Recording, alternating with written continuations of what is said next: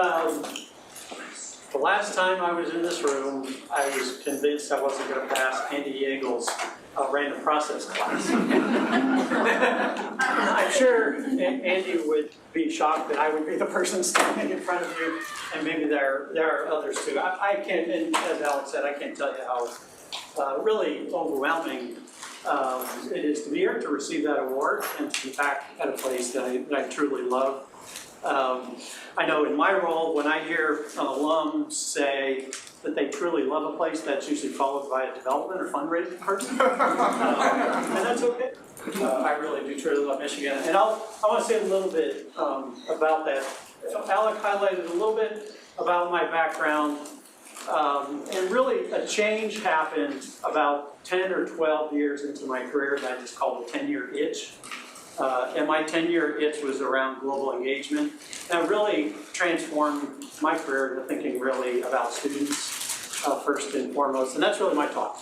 My talk today is about the published talk, because I had to do something in 5 minutes at that time. I changed the title of the talk less to be about the future of engineering education, but I think perspectives perhaps that we all hold, I think many of us hold, on how it is we should be educating engineers. And my little construct that I'm going to talk about is something called Bachelor's Plus. So I'll say a little bit more about what Bachelor's Plus is.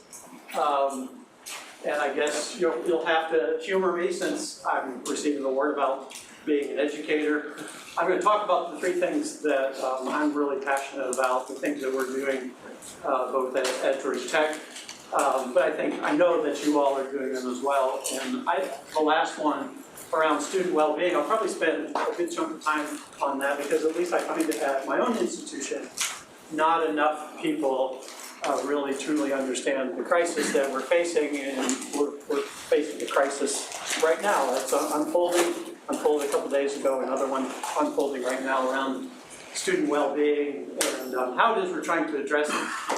In fact, before I forget, Alec, myself, and our colleague Bobby Braun at University of Colorado about to publish an op-ed piece that we hope gets around student wellness and mental health. So, as I was getting ready for this was a report in 2004 talking about the engineer of 2020, so we're pretty close.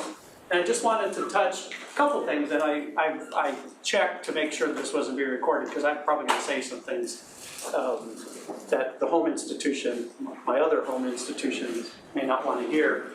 Really a scorecard on how we're doing, and the things that we're not doing well, the things that I think, the things we're not doing well that need some work. So these are the kind of things, I won't go through them, but they're, some of it was really right on track. In terms of, this is someone in 2004. Our president, Wayne Clough, Georgia Tech president, led this. Jim Duderstadt was part of this. So it was really, forward-looking. What do we need to do to prepare engineers for 2020? Again, I think they got some of the breakthrough technologies right, some of the technological challenges. I think all of these are pretty familiar. Some of the other things that they talked about, that maybe head towards some of my own frustrations about the places that we could be better. The technology explosion, I think, pace of change, all of those things have come to fruition. A 5 or 6 year professional degree, I don't think we've made any progress on that whatsoever. I think almost all of our degrees are still the bachelor's 4-year degree. We'll come back to that in a little bit. Immigration, the next generation of U.S. engineering students. At that time, they really predicted, if you read that, they really predicted a sweeping change because of China rising and because of India, that those students were going to be less likely to come. We didn't really see that. We didn't really see any of those changes now until recently, although, and I meant to ask Ming what your experience is. I think there are some institutions that have seen no impact so far. We haven't seen any impact, but I know other institutions are, and I think your graduate program is very healthy, our current graduate program is very, very healthy, but again, kind of on the edge with many institutions are seeing 20, 30, 40% drops in some students from some international locations. And then things like teamwork, communication, public policy, all of these things were good, but at least my own frustrations come here, and I'll come back to this. And so this is the number of hours that it takes to get an electrical engineering degree for an undergraduate degree, and you can see a large number is not good, at least from my perspective. So we're about the worst. So we still have 132 hours for an engineering degree, for a bachelor's degree in electrical engineering. These are some of, these are the folks that we kind of look at in what it is they're doing. And I'll kind of come back to that because I think we're not nearly as honest with our students as we could be, at least we're not, around the 4-year degree because less than 40% of our students finish in 4 years. And also the kinds of things that I'm going to talk about, this bachelor's plus, the kinds of plus experiences that we really want our students to have, and how we integrate them into bachelor's. And you'll see I'm really beginning to be kind of on the warpath of getting to 120 hours for degree programs. And again, when you say that in front of the faculty, that's not always the most popular thing to do, but we have a lot of work to do. Again, primarily about being honest with our students, but also giving them room and place to have other experiences. A really typical counter-argument is that industry absolutely loves our students. I know the same is true for you, right? I mean, this is a golden age for our students, and so many people want to hang on to these kind of 132 hours as a measure of quality. And I hope to say, we'll say a little bit more about that. Okay, so what's Bachelor's Plus? Bachelor's Plus is the bachelor's experience, in our case 132 hours, but also the plus experiences, the experiences that students have well outside of the classroom.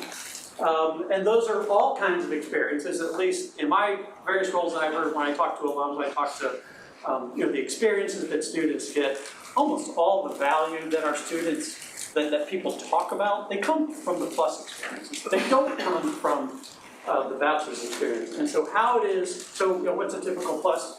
What's a typical plus experience is, global experience, study abroad, student entrepreneurship, internships, students group, community volunteer, religious organizations, fraternities, all of those places where students get experience in leadership. Almost all, the vast majority of alums that I talk to really hang on those experiences as the true value of, and coupled with the culture of the institution that they get from their experience. The values that many of our students get from these plus experiences are the values that we're really seeking. These are the places where students really gain the appreciation for diversity and inclusion. These are the places where they learn about community health and well-being, resilience, adaptability, adapting to the unbelievable complexity that they're changing, and trendy words like innovation. So for us, it's really taking these experiences, and a number of people are really starting to work on them, taking these plus experiences and integrating them into the bachelor's programs. That's a huge challenge for us. Let me say it before I forget it. So I'm sure Michigan is nothing like Georgia Tech. At Georgia Tech, we kind of have three camps. We have what I would say the curriculum hangers-on, the folks that are really tied to the curriculum and say things, I can say it, and don't really, electromagnetics is just something we could never, ever possibly drop out of our curriculum. And everyone has their own special course. You can change anything to the curriculum, but you just can't change electromagnetics. No, you can't. So there's that group, the curriculum hangers-on. There's the ABET hangers-on, the ones that say you can't possibly do that because of the cataclysm that's going to occur around ABET. And then there's the other group of folks that want to do innovative things, that want to try to break those other two. All three of those groups do really good things. All of the groups have positive things, and they also have not so positive things. But the reality is that's why we're stuck at 132. Is that conversation between those three groups really has a difficult time moving ahead. So kind of integrating these experiences, finding ways to get these kinds of experiences at the end of the day are among the most valuable for our students is a challenge.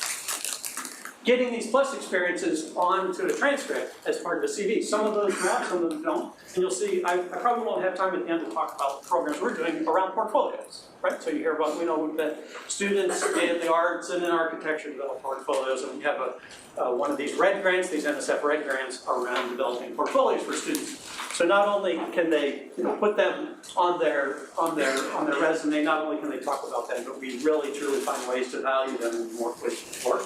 And it's us, it's not ABET. And so we're about to go into our ABET review. And so kind of all these innovations, the ABET is not the reason for us to prevent from doing this.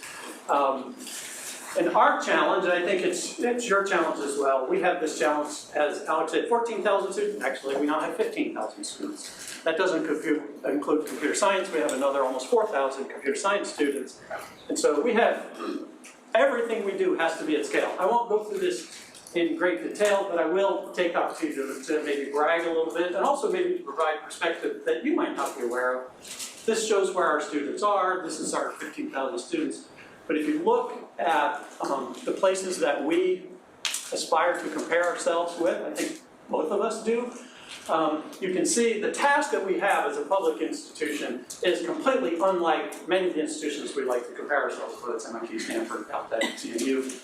The example that I always give, our undergraduate mechanical engineering program is larger than Carnegie Mellon's entire undergraduate program. So you can see some of these numbers. We take that as a badge of honor, but everything we do, if we're going to try to do more of these plus experiences and really try to value them in the student experience, we have to do it for 15,000 students. So these are the things I want to talk about, really heartfelt about all of them. I think these are things that you hear about all the time. I've been really fortunate to be able to lead some of these things, and I think have major impact. And I do want to spend a lot of time on the student well-being. So there's another top dean of engineering who just left the room, whose daughter is studying at the Georgia Tech campus in France. 55% of our students do some kind of international experience. That's something I had a chance to be part of. Spent 3 years at our campus in France. It really transformed not only my professional life, but my personal life, and really became interested in the impact that this kind of experience can have on our students. It's really remarkable.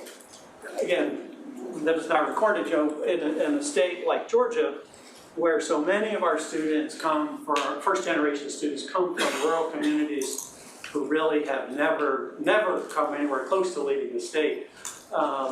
These are the first kinds of experiences for our students, and they're absolutely transformational for them. So we're very, very proud that we're able to do that. And I came through, and there was a desk out there talking about your international programs, and we actually, some of the Michigan undergraduate students come to Georgia Tech area. Not as many as we'd hope. We'd love to have them.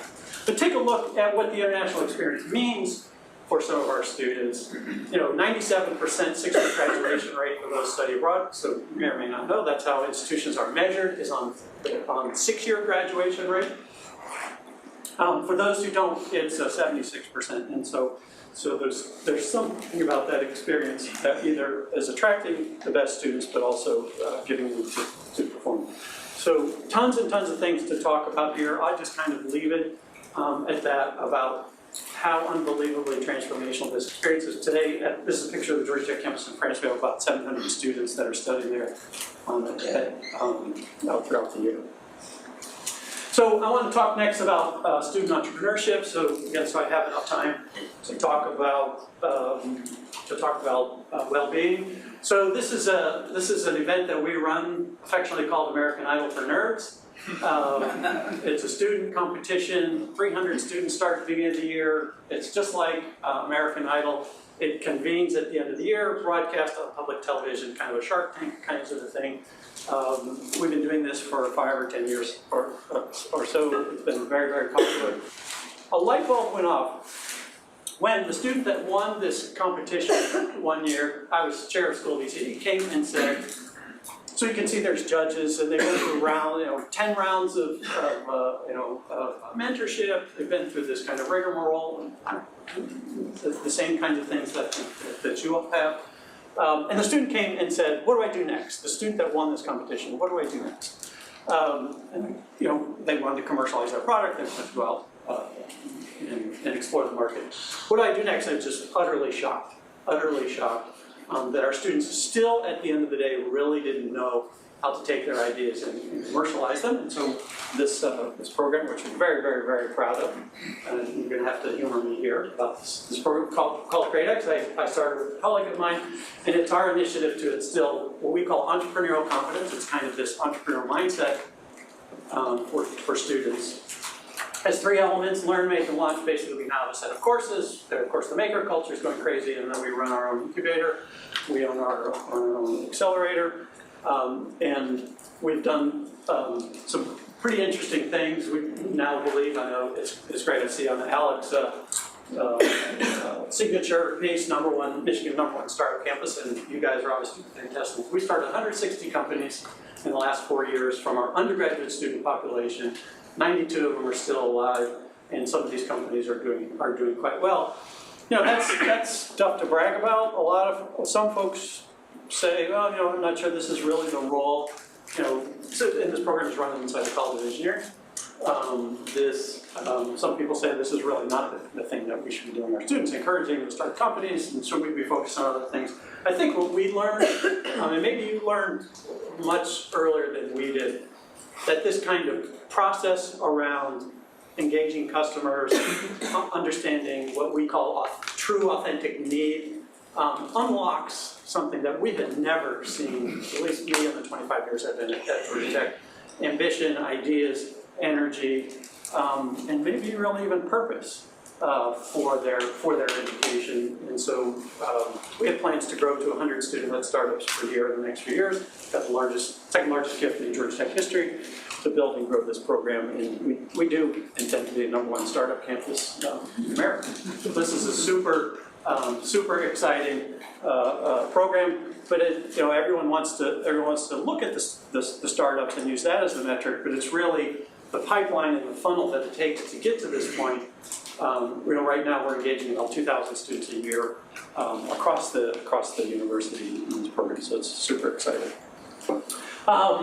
To plant another seed, this is a small detail, but because I'm here in ECE, we're trying to do take some of these ideas, and again, this idea of taking these plus experiences and embedding them into the degree programs. We just modified our master's in ECE to remove a free elective and add in a required course on technology entrepreneurship around design thinking. You can see evidence-based entrepreneurship, lean start methodology. We graduate a little over 500 master's students per year in this program. If truth also be told, because of the way our tuition is set in the state of Georgia, we don't control our tuition. This is a premium tuition program now, and generates significant revenue because of the number of students. And so again, this is, takes a long time. One of my colleagues says it's easier to change the course of history than it is to change a history course. This is one history course that we were able to change.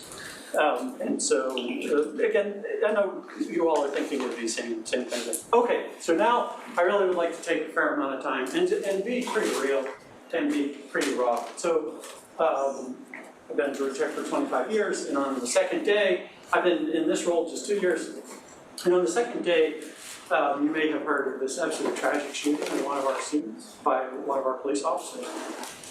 This is a picture from the New York Times. So obviously it was something that shook our whole campus. And so our president immediately, so the student was also president of our Pride Alliance, which is our LGBTQ student organization. And president immediately put in place 4 task forces to figure out assess the climate on campus, talk about campus culture, talk about better understand the LGBTQIA community, talk about student stress and mental health, and then the police report never came out, and that's the action that may or may not be taken against the police officer. Is defended. So the thing I want to highlight here, and Alec have talked about it, I brought it up in his leadership advisory board meeting. So our campus culture report was a very prominent group of both students and faculty. So no crazies in that group.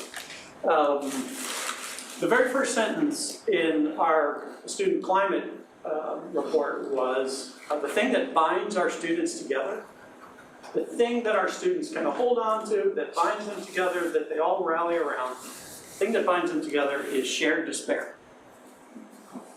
Okay. So, yeah, that's, at Georgia Tech, usually so this audience was perfectly quiet because that's a gut punch. Okay, it's a gut punch. At a place like Georgia Tech, where women have only been on our campus a little more than 50 years. We have some cultural icon traditions that are male-centric, that are fight songs that are male-centric. Usually about a third of the audience will usually kind of laugh a little bit when you say shared despair, because it is true that our students, you don't come to Georgia Tech, you don't come to Michigan unless you really want to be challenged, period. And so there's always been a cultural element where students just commiserate with the hard work they have to do.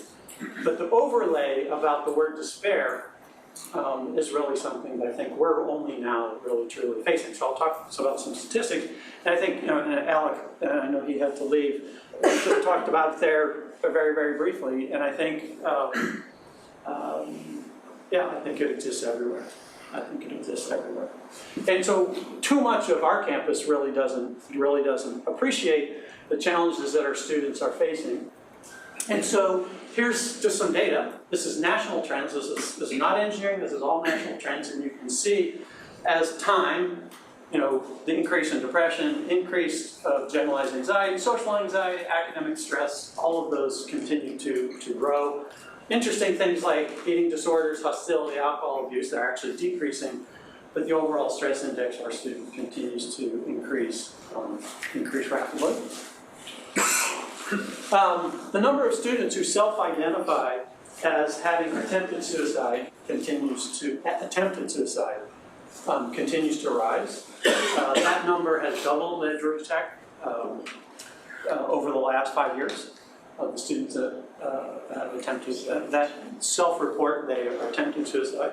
And again, cynics on our campus say, well, the only way you can get to actually see a counselor is to say that you're suicidal, or that you're about to attempt suicide. And there's certain truth to that, certain truth to whether we provide, the mental health resources for our students. But you can see it's of course crisis, as I said, there are kind of one we just kind of got through and another one working through right now. So it's a very, very regular part, at least of our lives. And then you kind of ask the question, where does engineering stack up? Engineering is about average. It's pretty interesting to see which disciplines in universities have the greatest challenge. And you can see, our humanities, social sciences, even higher. I would say for a place like us, where 80% of Georgia Tech students study either engineering or computer science. So we have almost 20,000 students in both of those. You can see even just those numbers mean it's a real part for them. So these are just reports that have come out literally just in the last few weeks. One from Berkeley, the American Council on Education. Report. I think everyone. There are segments of our university that really recognize the challenge, and we all need to be increasingly recognize the challenge. And so, what are the things that we hear? Some of which I've said.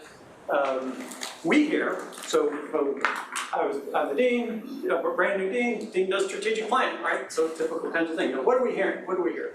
We heard way too much that students aren't, students say that our faculty are not committed to their success. Fairness and transparency in the classroom, kind of what was pretty normal for us around grading on a curve, and kind of stress tied to that is an enormous source of stress for our students. Talk about that, and you know, honor traditions don't sacrifice rigor. So I'll share some of our traditions, some of which might be familiar. You know, look to your left, look to your right. This is a 50-year-old tradition. You know, two of those people, you know, won't be here anymore, so the weed out rate was very, very high. Many of our alums were quite proud of that. Second cultural tradition at Georgia Tech is I got out. Very few of our alums say, I graduated. They say, I got out. Yeah, no. Yeah, it's really true. It's really true. And that's the old tradition around shared despair. And the third one, and this is the one that's most well known, is we have something called drown proofing. Anyone know what drown proofing is? Good, you don't know what it is, but I'll tell you what it is. Up until about 30 years ago, every single one of our students had their hands and feet tied together and thrown in the pool. And they had to survive for half an hour. They took a course leading up to this, but it was the kind of U.S. Navy drown proofing every single Georgia Tech student had to do up until only about 30 years ago. And so it's a tradition. It's a life skill, but it's those three are all representative of the kind of culture. And again, I mean, I think I can say it to you. I mean, every engineering school has some, maybe not quite those traditions, but the notions around rigor and the notions around what's tough for me is going to be tough for you. These are all, you know, and there are some good elements that we need to honor those traditions. And we can't sacrifice rigor. Students don't come to these institutions not wanting to be challenged, otherwise they'll go to Duke.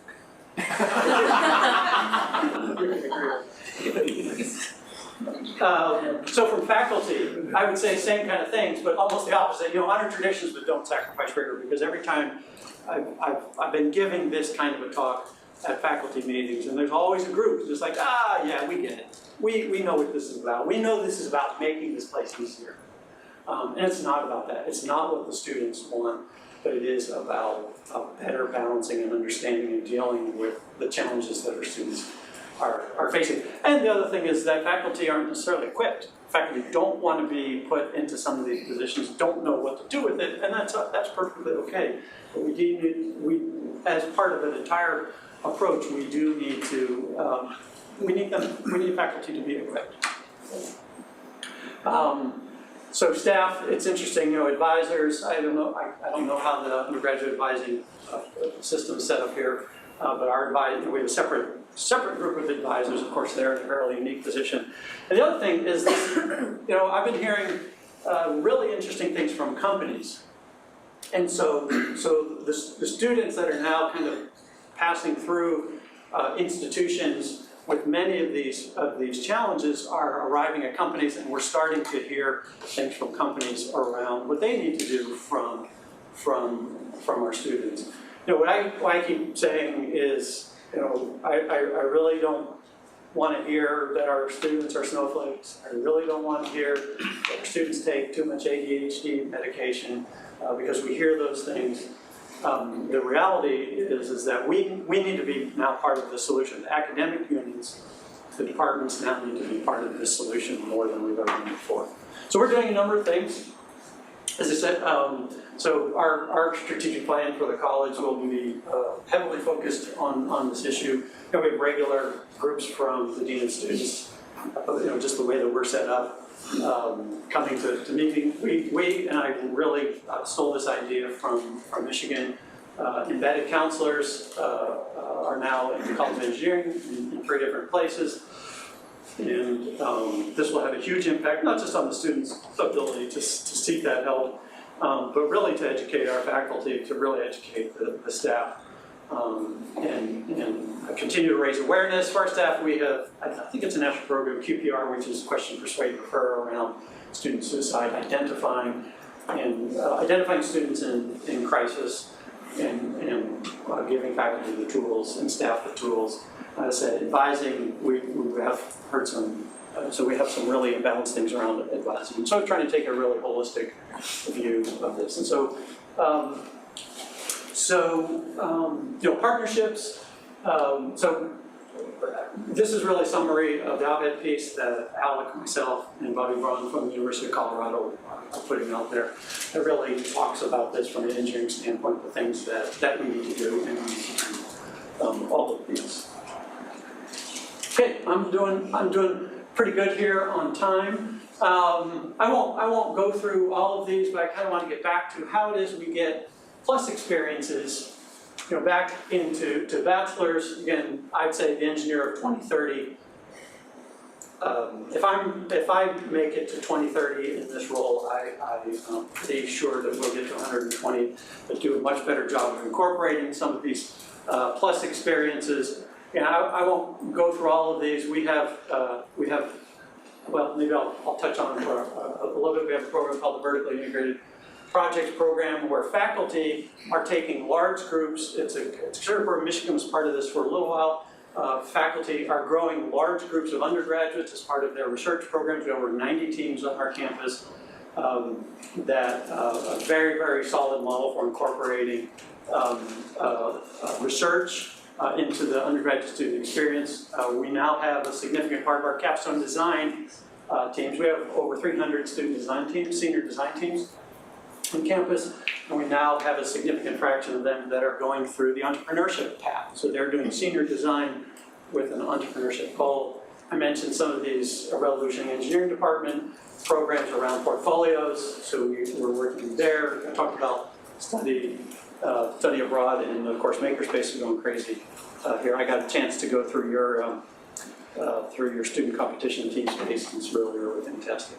Okay, so I want to take some personal reflections. It was asked to be done, you know, right around 1:15, or at least some time to have some questions.